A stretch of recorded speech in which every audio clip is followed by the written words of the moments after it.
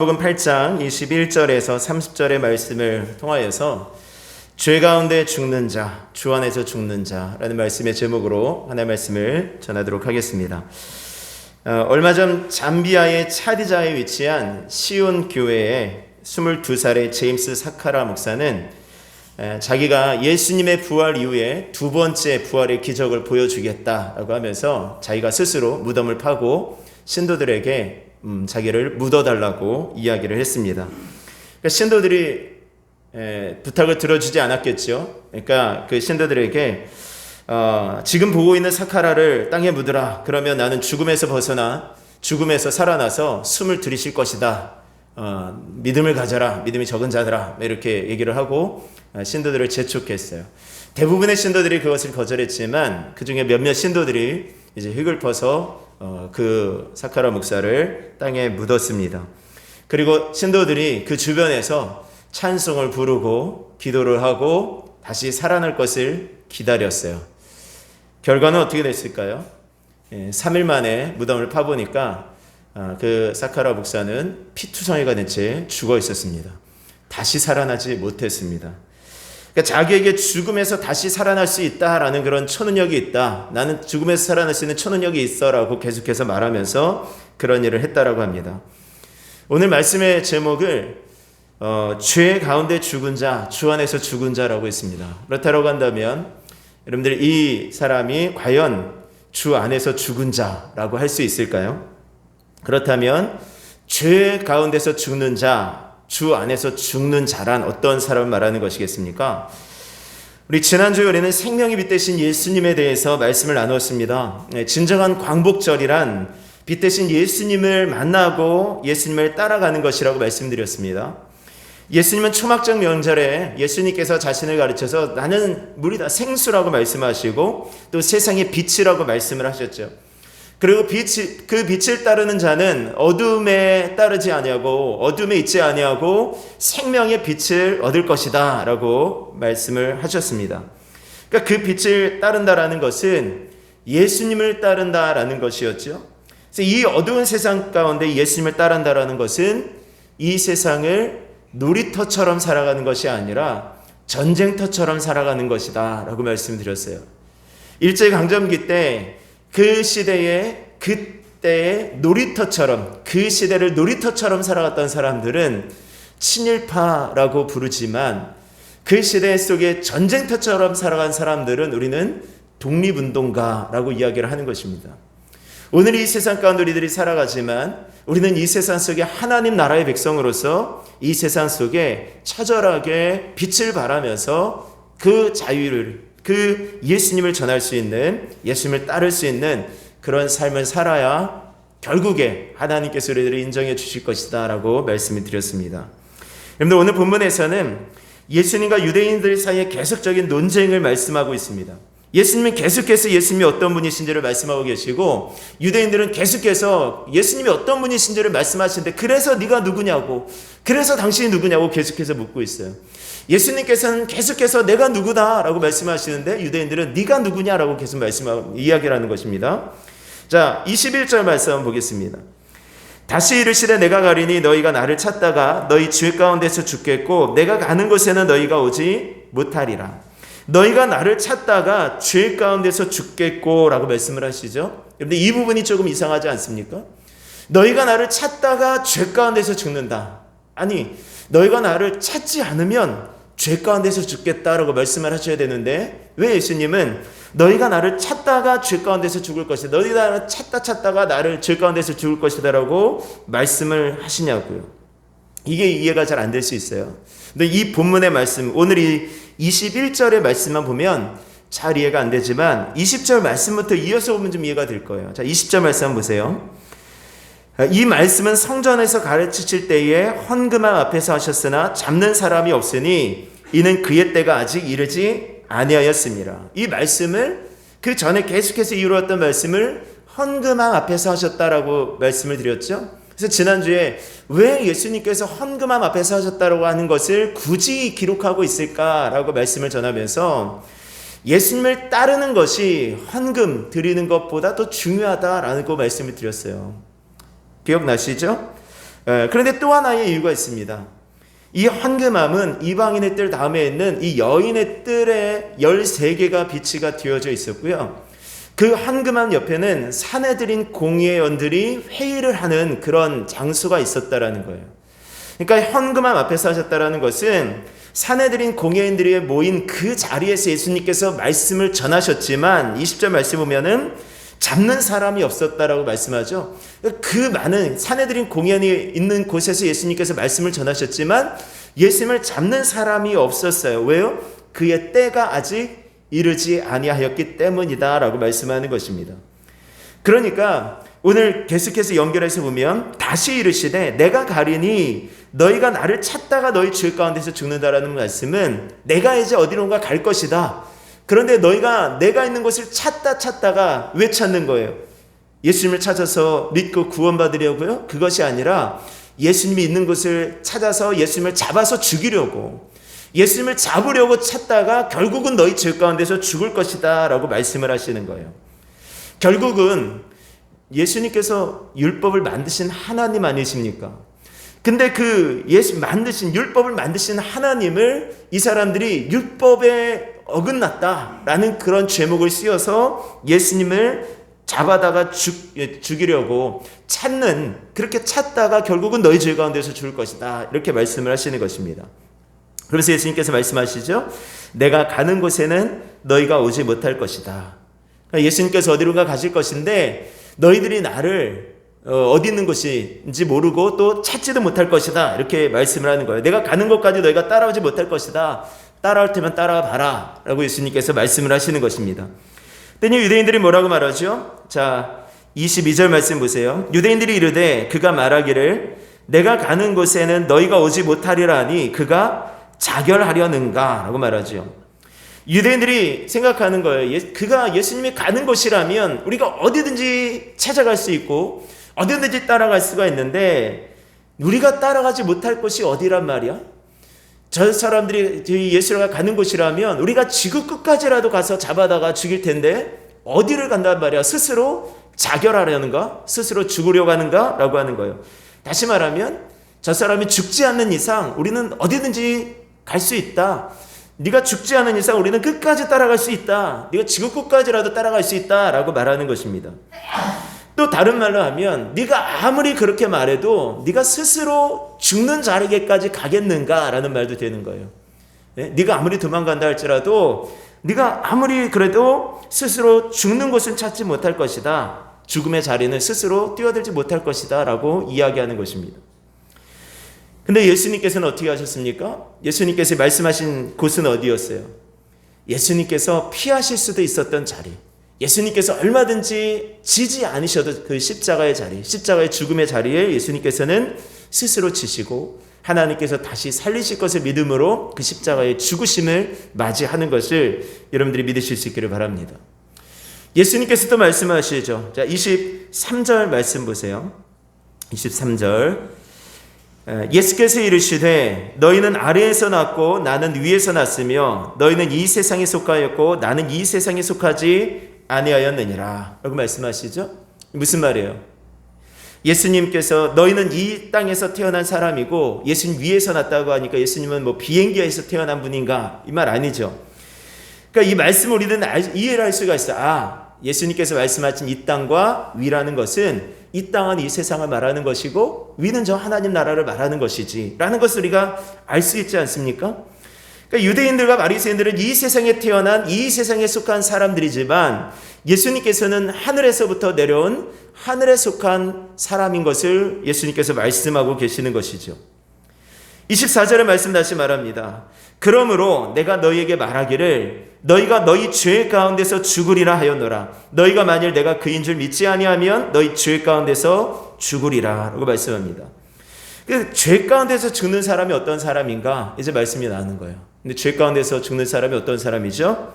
첫 번째, 우리 23절에 말씀하는 것처럼 아래에서 났고 세상에 속한 사람들이죠. 아래에 속하였고 아래에서 났고 세상에 속한 사람들. 그러니까 모든 사람은 사실 아래에서 났죠.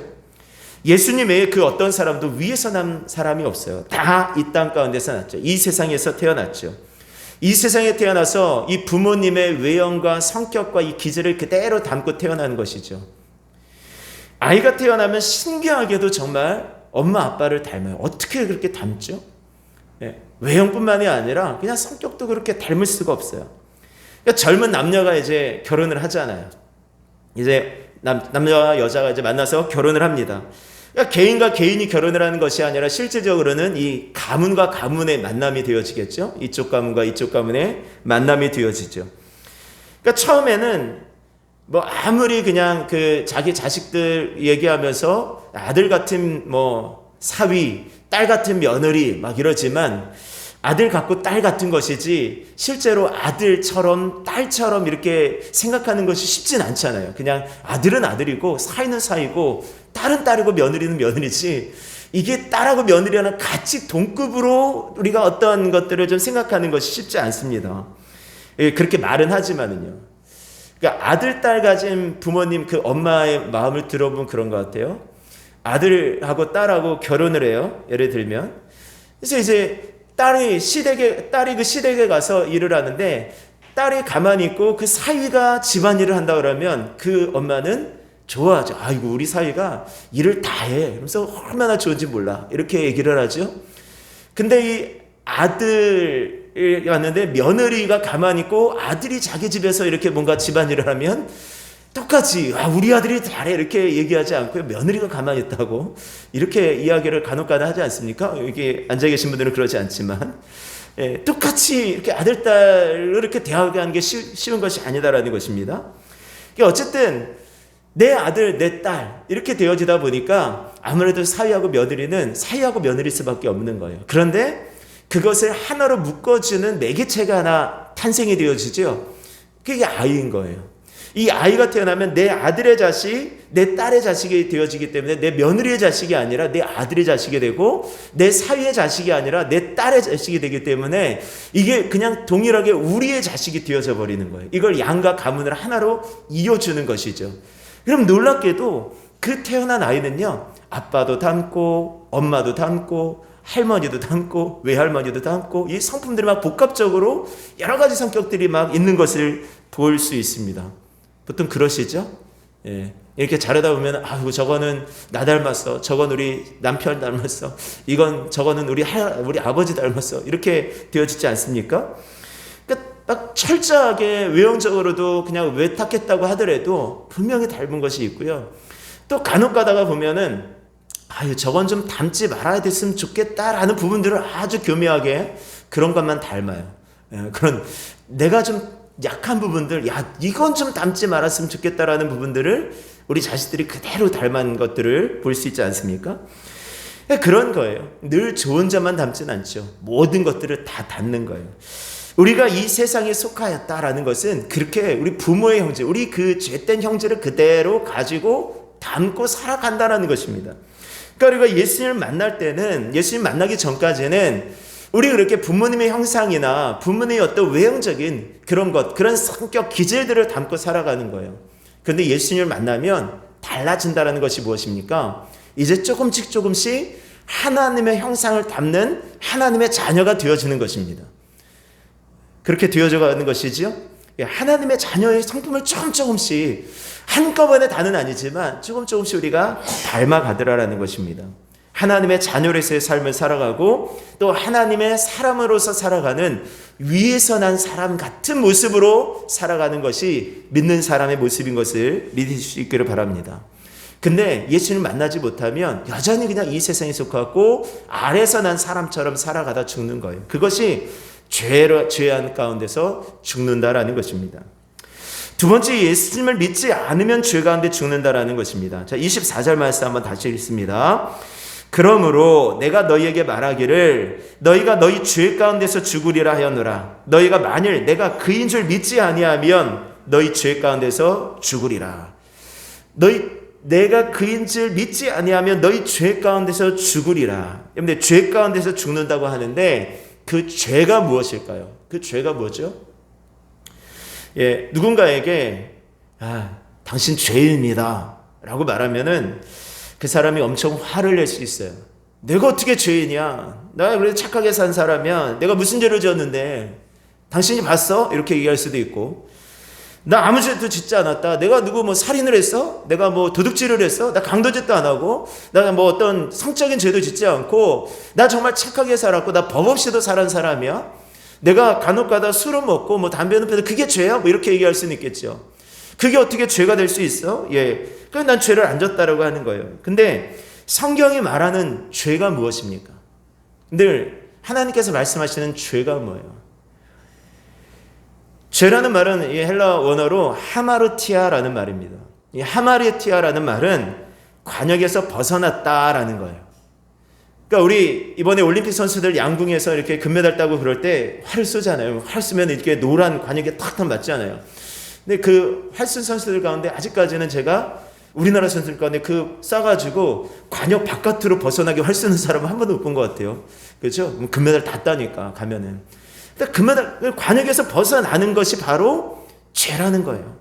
그러니까 이게 무슨 말이냐면 하나님에게서 빗나간 것, 이게 죄예요. 하나님에게서 빗나가는 것.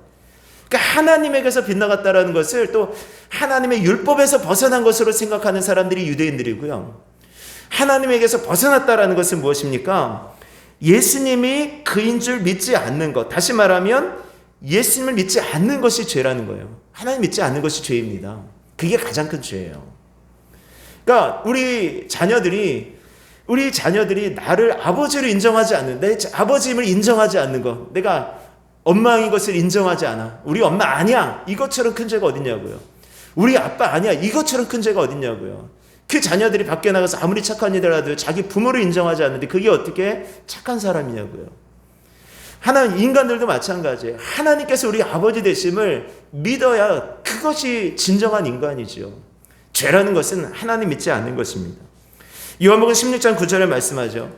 죄에 대하여라 함은 저희가 나를 믿지 아니하며, 예수님 믿지 않는 것이 죄입니다. 그런데 유대인들은 율법을 지키지 않는 것을 죄로 여겼다고요. 무엇이 죄인가? 율법에 어긋나는 것, 율법 지키지 않는 것, 이걸 죄로 여긴 거예요. 그래서 율법을 지키기 위해서 끊임없이 노력하는 것입니다. 심지어는 율법을 지키지 않는 사람들을 자기들의 이름으로 처단하는 것을, 그것을 의로 여겼다라는 것입니다. 그래서 우리 요한복음 8장에 가늠하다 걸린 여인을 끌고 와서 돌로 쳐 죽이려고 한 것 아닙니까? 더 나아가서 하나님이신 예수님마저 죽이려고 하던 사람들이 이 사람들이었어요. 왜? 율법이 어긋났다라고 정죄했던 것이죠. 여러분들 뉴스를 통해서 심각하게 받아들이고 있는지 모르겠지만 이 아프가니스탄의 이슬람 과격단체인 이 탈레반이 정권을 장악을 했습니다. 이 탈레반이 어떤 단체인지 여러분들이 아시죠?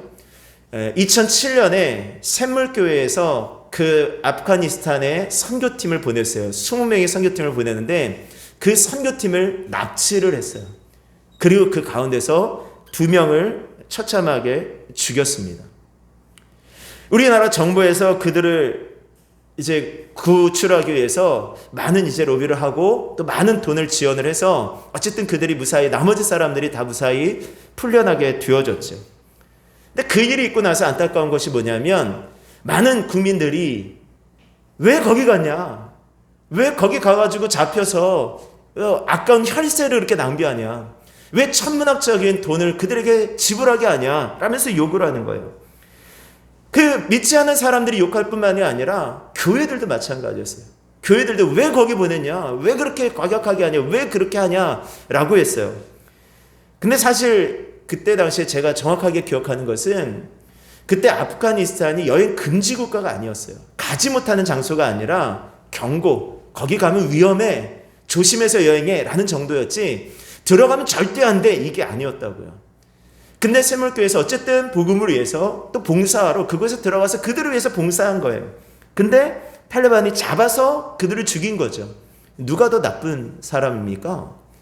탈레반이 욕을 먹고 비방을 받아야 되는 거죠. 근데 그 당시에 정말 많은 사람들이 샘물교회를 욕하고 교회를 비난했어요. 왜 그러냐? 왜 그렇게 쓸데없는 짓을 했냐라는 것이었죠. 마치 그런 것 같아요. 여러분들 수영금지 팻말이 있는 그 호수가, 저수지가 있어요. 분명히 수영금지라고, 여기서 수영하면 안 돼 라는 저수지, 그 금지 팻말이 있는데 그곳에 어떤 사람이 빠져 죽어가고 있습니다. 그럼 그 사람 어떻게 될까요? 수영금지 팻말 있다고 가서 수영금지 있으니까 난 저기 물속에 들어가면 안 돼. 그래서 가만히 있어야 될까요? 아니면 내가 할 수 있다면 그 속에 들어가서 그를 구출해야 될까요? 수영해서. 근데 수영해서 구출해 왔더니 사람들이 왜 수영금지 써 있는데 왜 들어가서 그 사람 구했냐고 욕하는 것과 똑같은 것 아닙니까? 그 위험한 상황 속에 들어간 그 사람들을 오히려 존중해주고 더 무듬어줘야 되는 것이 교회였어야 되는데 참 어떤 교회들은 참 비난했던 그런 것들이 참 마음이 아팠던 기억이 납니다. 그 이야기를 하려는 것은 아니고 여러분들 그 탈레반이라는 무장단체가 왜 그렇게 무서운가? 그들이 무자비하게 사람들을 죽이고 여성의 인권을 탄압하기 때문에 그런 거예요. 탈레반 정권이 들어서는 여러분들이 뉴스를 통해서 보셨겠지만 부르카라는 것이 있습니다. 그러니까 이 보자기 같은 건데 눈만 망사처럼 된 곳에서 이제 뚫어놓고 망사처럼 요만큼만 해서 요만큼만 볼 수 있는 거예요. 여자들이 온몸을 다 가리는 거예요. 이 부르카를 쓰지 않았던 이유로 총을 쏴서 죽였어요. 예, 죽였습니다. 예, 그리고 이미 이전부터 여성에 대한 인권을 아주 철저하게 탄압했는데요. 여자들이 흰색 신을 신었다고, 우리 지금도 흰색 신을 신는 분 계시죠? 흰색 신을 신었다고 처참하게 두들겨 맞았대요. 왜 때리냐? 그랬더니 그 탈레반을 상징하는 그 국기가 깃발이 흰색인데 감히 그 깃발을 상징하는 흰색을 신었다고, 여자가 그것을 발에 깔았다고 그렇게 해서 때렸다라는 것 아닙니까? 그들이 지키는 코란의 내용들에는 이런 것들이 있어요. 잘 들어보세요. 부녀자는 가정 외에 어떤 곳에서도 일을 해서는 안 된다. 부녀자가 불가피하게 외출을 해야 할 경우에는 보호자란 아버지 또는 남편 또는 남자 형제를 동반해야 한다. 여자는 부르카를 착용해야 되고 버스는 남자형과 여자형을 구분해야 되고 매니큐어와 립스틱을 바르는 것, 얼굴에 화장하는 것 금지. 정해진 시간에 자기가 있는 장소에 기도해야 되고 거기에다 더 칙령을 만들었죠. 여자는 남자를 동반하지 않고 택시를 탈 권리가 없다. 사람이나 동물을 게시해서는 안 된다. 이 SNS상에. 그리고 젊은 여자는 젊은 남자 이야기할 권리가 없다. 만약 이야기하면 그 남자와 즉시 결혼해야 된다. 어떤 남자 의사도 진료라는 명목하에 여자의 몸을 만질 수 없어요. 여성들의 몸을 만질 수 있는 것은 여자 의사인데 중요한 것은 여성이 일할 권리가 없기 때문에 여자 의사가 없어요. 그러니까 여자가 병이 들면 치료를 받을 수가 없습니다. 그런 곳이에요. 그렇게 지키는 곳입니다. 여러분들 이런 코난을, 이런 그들의 규칙을, 이런 그들의 율법을 어기면 가차없이 코란에 의해서 그들의 율법에서 처벌하는 것입니다. 무서운 것은 이번 탈레반 정부의 그 관리자가 그런 얘기를 했어요. 아프가니스탄 국민의 99.99%가 무슬림이기 때문에 다른 종교를 믿을 수가 없어요. 아니면 죽기 때문에. 이슬람 법에 따라 통치할 것이다. 이슬람 법에 따라 여성의 인권을 존중할 것이다 라고 했습니다. 근데 금방들 읽어드린 것처럼 이슬람 율법에 의하면 인권이 존중받을 수가 없다니까요. 그들이 결국 이슬람을 철저히 믿으면 믿을수록, 이슬람교를 철저히 믿으면 믿을수록 그들은 폭력적이 될 수밖에 없는 거예요. 그런데 그들이 우리나라에 와서 이슬람을 사랑의 종교라고 해요. 아마 초등학교 교과서에 아마 그렇게 다 나올 거예요. 사랑의 종교라고. 사랑의 종교이고 그들은 경건하게 하루에 4번씩 기도한다. 이런 식으로 나온다고요. 무슨 말을 하려는 것입니까? 금방도 말씀드렸듯이 율법대로 살아가는 것이 그들에게는 더욱더 폭력적이 되고 더욱더 많은 사람들을 죽이는 것이라는 것입니다. 이슬람 교도들이 많아지는 것이 그래서 사실은 좀 두려운 거예요. 여러분들 그들만이 아닙니다. 여러분들 율법적으로 행동했던 사람들, 지금 이 예수님 당시에 나오는 이 바리새인들과 율법학자들, 이 서기관들이 율법대로 지금 이들과 비슷하게 행하고 있는 것처럼 보이지 않습니까? 율법대로 이들은 철저하게 율법을 지킨다고 하면서 철저하게 폭력적으로 나가는 것입니다. 우리도 마찬가지죠. 우리도 예수님 믿는다고 하면서 점점 더 폭력성만 키워나고요. 점점 더 다른 사람 정죄하는 것에만 이 말씀을 인용하고요. 다른 사람들을 정죄하고 비난하고 힐난하고 그런 것들의 이 말씀을 인용한다라고 한다면 우리는 이들과 별로 다를 바가 없는 사람들이죠. 죄 가운데서 죽는 사람들은 결국은 이 자기들이 생각하는 율법대로 살아간다라고 하면서 하나님을 무시하는 사람들, 하나님의 말씀을 무시하고 하나님을 믿지 않는 사람들입니다. 여러분들, 내가 할 수 있다고 세상적인 성공을 바라면서 내가 할 수 있어 라고 하면서 믿지 않는 사람들이 다 죄 가운데서 죽을 수밖에 없는 것입니다. 예수님께서 그렇게 말씀을 하시니까 유대인들이 묻죠. 자, 요한복음 8장 25절입니다. 그들이 말하되 네가 누구냐? 예수께서 이르시되 나는 처음부터 너희에게 말하여 온 자니라. 내가 누구냐? 라고 물으니까 예수님께서 처음부터 내가 너에게 말하여 온 자니라. 이 말씀은 두 가지로 해석할 수가 있어요. 물론 여러 가지 더 많이 생각할 수가 있겠지만, 하나는 예수님께서 처음부터 계속 말씀하셨다라는 거예요. 내가 누구인지 너희들이 계속해서 말하지 않았니?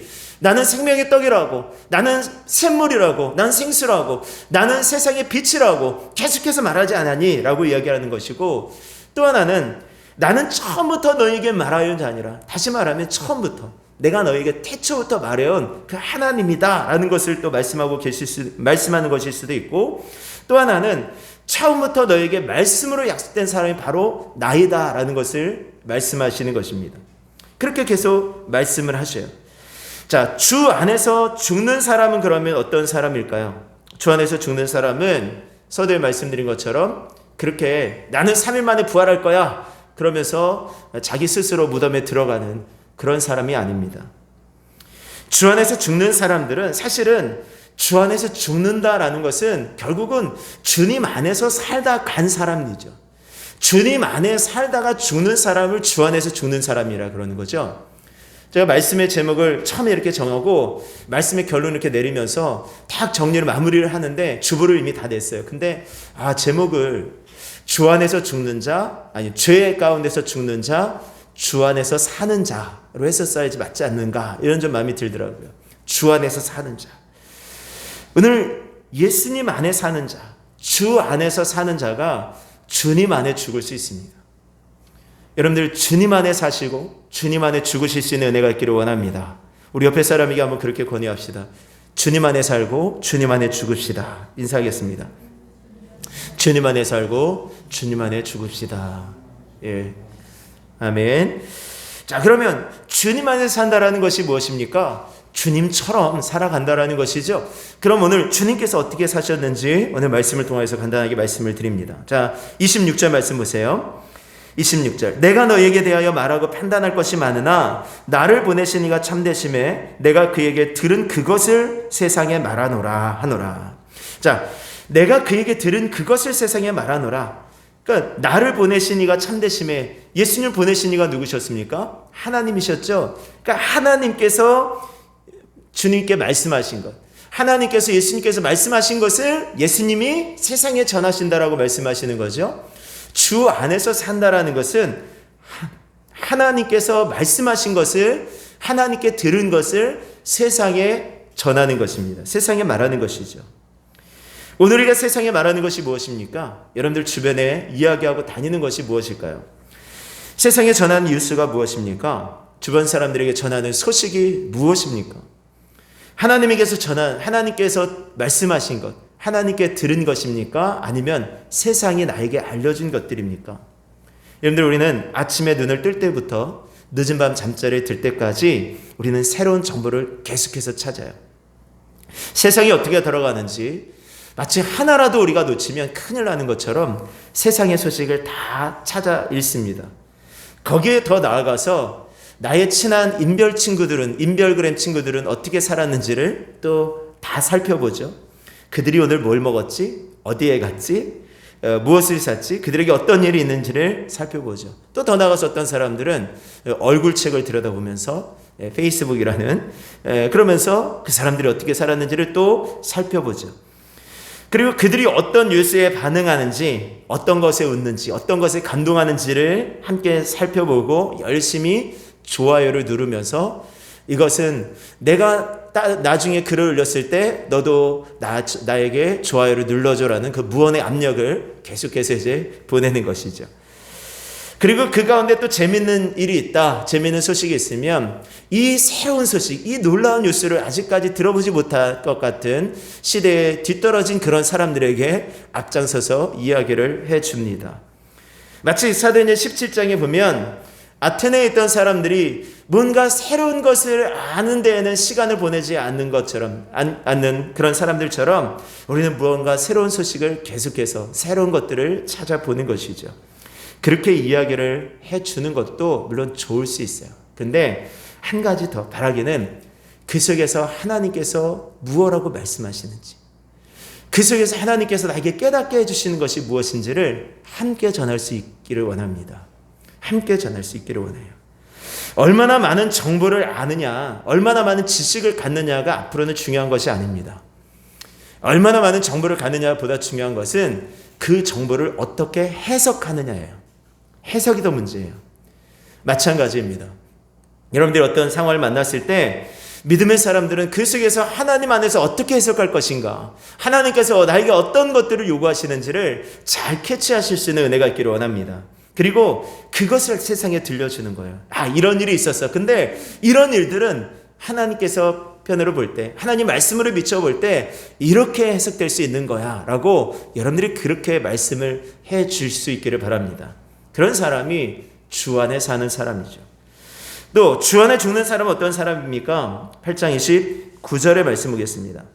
나를 보내신 이가 나와 함께 하시는도다. 나는 항상 그가 기뻐하시는 일을 행함으로 나를 혼자 두지 아니하셨느니라. 중요한 것이 무엇입니까? 나를 보내신 이가 나와 함께 하시다. 하나님 나와 함께 하시고 하나님이 함께 하시는 삶이죠. 또 하나는 뭐예요? 나는 하나님이 기뻐하시는 일을 하는 거예요.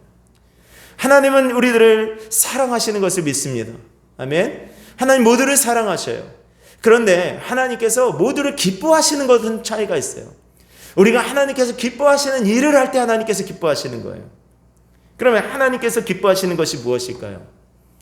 성경에서 세 가지만 찾아봤는데요. 하나는 로마서 12장 1절입니다. 그러므로 형제들아, 내가 하나님의 모든 자비하심으로 너희를 고나노니 너희 몸을 하나님이 기뻐하시는 거룩한 산 제물로 드리라. 우리 몸을 하나님이 기뻐하시는 건 산 제물로 드리라. 이는 너희의 드릴 영적 예배니라. 예배 드리는 것입니다. 오늘 우리가 이렇게 예배를 드리는 것, 하나님께서 기뻐하시는 일인 것을 믿으시기를 바랍니다. 아멘. 하나님께서 기뻐하시는 일을 우리가 하는 거예요. 두 번째는 예수님을 믿고 사랑하는 것입니다. 요한일서 3장 22절에서 23절의 말씀에 이렇게 말씀해요. 요한일서 3장 22절에서 23절의 말씀. 무엇이든지 구하는 바를 그에게서 받나니 이는 우리가 그의 계명을 지키고 그 앞에서 기뻐하는 것을 행함이라. 우리가 그의 계명을 지키고 그 앞에서 기뻐하는 것을 행함이라. 그러니까 하나님의 계명을 지키는 것이 하나님을 기뻐하시는 거구나 라고 생각하죠. 근데 그 계명이 무엇인지 또 나와요. 그의 계명은 이것이니 곧 예수 그리스도의 이름을 믿고 그가 우리에게 주신 계명대로 서로 사랑할 것이니라. 하나님이 기뻐하시 하나님의 계명이 무엇이냐? 예수 그리스도를 믿는 것. 또 하나는 사랑하는 것이에요. 사랑하는 것. 우리가 율법대로 열심히 살아가는 것인데 그 율법은 서로 사랑하는 것입니다. 우리 서로 사랑함으로 주님의 율법을 지킬 수 있는 은혜가 있기를 원합니다. 그러니까 어떻게 보면 이슬람을 광적으로 믿게 되면 점점 더 폭력지게 돼요. 그들은 율법에 따라 처단할 것입니다. 그러나 예수님을 광적으로 믿게 되면 우리는 더 많이 사랑하게 될 것을 믿으시기를 바랍니다. 예수님을 광적으로 미친 듯이 믿는다는 것은 우리가 더 많이 사랑하는 거예요. 우리 옆에 사람에게 권면합시다. 우리 서로 사랑합시다. 우리 서로 사랑합시다. 아니 그냥 사랑합니다. 사랑합니다. 사랑합니다. 예. 더 많이 사랑하게 되어질 것입니다. 마지막으로 우리 하나님께 사랑하시는 것이 무엇인가 찾아보니 누가복음 15장 7절에 이렇게 말씀합니다. 내가 너희에게 이르노니 이와 같이 죄인 한 사람이 회개하면 하늘에서는 회개할 것이 없는 의인 99으로 말미암아 기뻐하는 것보다 더하니라. 죄인 한 명이 회개하는 것을 하나님께서 너무 기뻐하신다라는 것입니다. 다시 말하면 우리가 기뻐하는 일을 한다는 것은 무엇입니까? 죄인을 회개시키는 것, 영혼을 살리는 것을 하나님께서 너무 기뻐하신다라는 것입니다. 마음 가운데 부담은 여러분들 한 사람을 꼭 올 한해 꼭 믿지 않는 사람을 주님 앞으로 인도하는 그 은혜가 있기를 원합니다. 그게 하나님께서 너무 기뻐하시는 거예요. 하나님께서 너무 기뻐하시는 것입니다. 어제 우리 학원 학생 2명과 함께 점심 식사를 했어요. 점심을 먹었습니다. 초등학교 이제 한 해는 초등학교 4학년 때부터 저희 학원에 다녔어요. 이제 중학교 3학년이 됐어요. 꽤 오래 다녔죠. 이제 중학교 3학년이 됐으니 우리 고등부가 없기 때문에 이제 곧 고등부가 있는 학원으로 갈 학생이에요. 역시 마찬가지 다른 학생도 작년 초반에 와서 지금까지 이제 학원을 충실하게 잘 다니는데 정말 너무너무 예뻐요. 여자애는 너무 예쁘고 너무 착하고, 둘 다 남자애는 너무 잘생기고 너무 착하고, 더군다나 예쁘고 착하고 잘생긴 것도 좋은데 공부도 잘해요. 그래서 애들이 정말 착하고 공부도 잘해요. 그러니까 너무 이쁘니까 이게 떠나보내는 게 너무 아쉬운 아이들이에요.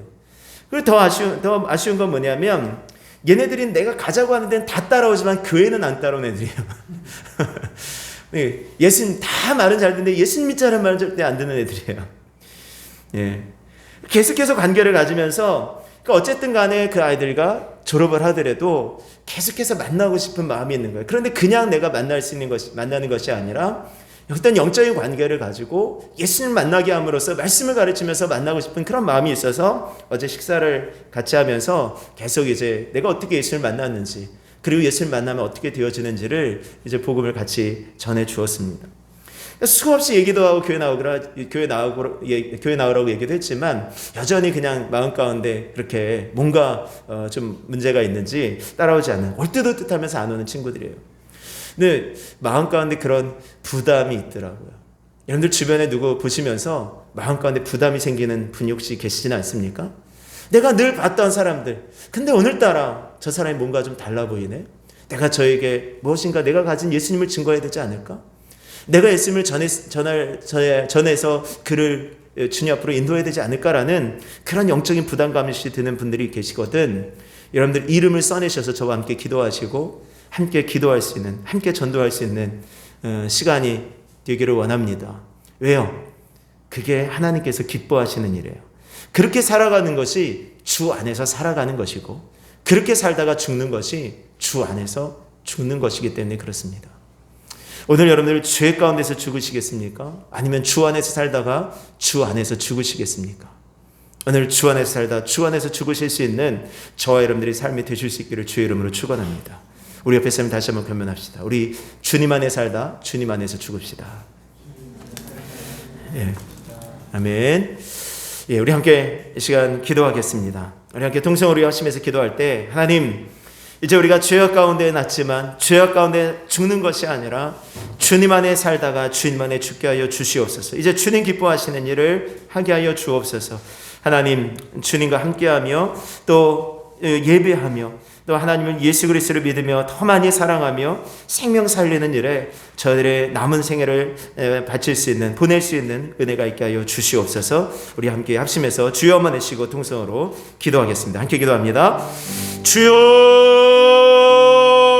할렐루야. 아버지 하나님, 은혜를 감사합니다. 아버지 하나님, 오늘 이 시간에 우리 하나님의 말씀을 함께 나누었습니다. 아버지 하나님, 주님 안에 살고 주님 안에 죽는 우리가 되게 하여 주시옵소서. 우리가 아래에서 나서 세상 가운데 살아갑니다. 그러나 우리가 예수 그리스도를 만남으로 이제 그 모든 신분이 변화되어지고, 아버지 하나님, 우리가 아래에서 낳고 세상 가운데 살아가지만 하나님 아래에서 하나님에게서 낳고 또 하나님 나라를 바라보며 살아가게 하여 주셔서 하나님 감사합니다. 이제 하나님, 죄 가운데서 죽는 것이 아니라 아버지 하나님, 주님 안에 살다가 주님 안에 죽을 수 있는 삶이 되어줄 수 있도록 하나님 인도하여 주시옵소서. 아버지 하나님, 주님 안에 살 수 있도록 아버지 저희들의 모든 삶을 붙잡아 주시기를 원합니다. 하나님께서 우리에게 주신 말씀, 하나님께서 우리에게 들려주신 말씀을 세상에 전하며 살아가게 하여 주시고, 하나님 아버지, 날마다 매일의 삶 속에 하나님을 예배함으로 또 아버지 하나님 주님을 간절하게 믿음으로 또 아버지 하나님 예수 그리스도의 이름으로 더 많이 사랑함으로 아버지 하나님 죽어가는 많은 영혼들에게 복음을 증거함으로 하나님의 기뻐하시는 귀한 삶을 살아감으로 주님 안에 사는 삶을 살아가게 하여 주시옵소서. 믿음을 더하시고 하나님의 성령의 능력으로 감당하게 하여 주시기를 원합니다. 이 모든 일들을 행할 때에 하나님 우리 함께 하시고 하나님 우리를 혼자 버려두지 아니하십니다. 성령께서 우리에게 힘주시고 하나님의 능력을 하나님께서 허락하여 주셔서 그 모든 일들을 감당하게 하여 주실 것입니다. 필요한 것들을 채워 주실 것입니다. 하나님, 우리가 그 일을 함에 있어서 필요하다면 하나님께서 재정도 허락하여 주실 것이며 모든 환경을 주님께서 계속 열어주실 것이고 하나님 그들의 모든 만나게 하여 주실 것입니다. 하나님 우리가 그러한 목표를 가지고 그러한 삶의 목적을 가지고 그러한 비전을 가지고 주님 앞에 설 수 있도록 하나님 도와주시옵소서. 하나님 감사합니다. 영광 받아 주시옵소서. 우리 구주 예수님의 이름으로 기도드리옵나이다. 아멘. 할렐루야. 하나님 은혜를 감사합니다. 하나님 우리가 이 세상에 나고 이 세상 가운데 살지만 하나님 우리가 예수 그리스도를 만남으로 하늘에 속한 사람으로 하나님 나라를 바라보는 하나님의 자녀로 저희들이 변화되었습니다. 이제 하나님 주님 안에 사는 귀한 은혜가 있게 하여 주옵소서. 남은 모든 삶 우리 주님 안에 살다가 주님 안에 죽게 하여 주옵소서. 하나님께서 우리에게 들려주신 말씀을 세상에 전하며 하나님 날마다 예배의 삶을 살아가며 하나님 더 많이 사랑하며 또 아버지는 죽은 영혼을 살리게 하여서 아버지 죽어가는 영혼을 주님 앞으로 인도하기 위하여서 저희들이 복음을 증거하며 살아갈 수 있는 우리의 삶이 되어줄 수 있도록 하나님 기뻐하시는 삶이 되어줄 수 있도록 하나님 도와주시옵소서. 이번 한 주간도 믿음으로 살게 하시고 하나님 기뻐하시는 귀한 삶을 살아드리게 하여 주옵소서. 감사합니다. 우리 구주 예수님의 이름으로 기도드리옵나이다. 아멘. 아멘. 예, 우리 찬송 270장 변치 않는 주님의 사랑과 우리 찬양 드리시면서 준비하신 예물 우리 하나님 앞에 드리겠습니다. 찬송가 270장 찬양 드립니다.